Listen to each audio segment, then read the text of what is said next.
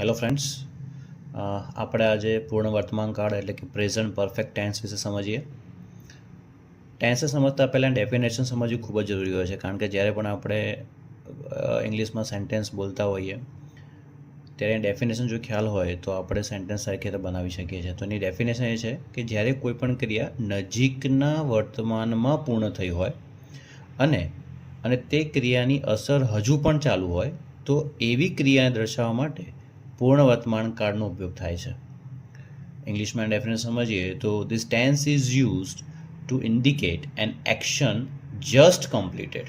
મતલબ હાલ ક્રિયા પૂર્ણ થઈ છે અને એની અસર હજી ચાલુ હોય તો તે ક્રિયાને દર્શાવવા માટે પૂર્ણ વર્તમાન કાળનો ઉપયોગ થાય છે. એક્ઝામ્પલ લઈએ તો I have just finished my work. મેં હમણાં જ મારું કામ પૂર્ણ કર્યું.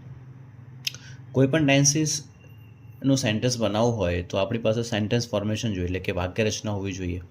એની વાક્ય રચના છે વિધાન વાક્ય માટે. સૌથી પહેલાં કર્તા આવશે, ત્યારબાદ હેવ અથવા હેઝ આવે. હવે હેવ અને હેઝ ડિપેન્ડ્સ કરે છે સબ્જેક્ટ એટલે કે કર્તા ઉપર. જો કર્તા તરીકે આઈ, વી, યુ, ધે અથવા તો બહુવચન દર્શક નામ હોય ત્યારે હેવનો ઉપયોગ કરવાનો.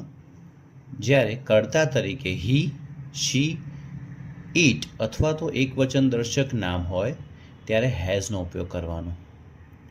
તો સૌપ્રથમ કર્તા પ્લસ હેવ અથવા હેઝ પ્લસ ભૂતકૃદંત એટલે તો કે વર્બ 3, એને કહેવાય પાસ્ટ પાર્ટિસિપલ્સ પ્લસ કર્મ.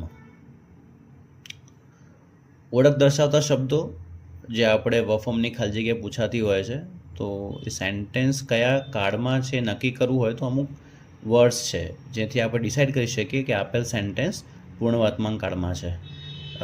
એ ઓળખના શબ્દો એવા છે just, just now, ever, never, yet, completely, already, recently, since, for, etcetera. તો આ બધા શબ્દોનો ઉપયોગ કરીને આપણે પ્રેઝન્ટ પરફેક્ટ ટેન્સનું સેન્ટેન્સ બનાવી શકીએ છીએ.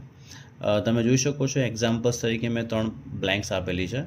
Sheetal blank just blank lesson number 3 અને બ્રેકેટમાં લર્ન.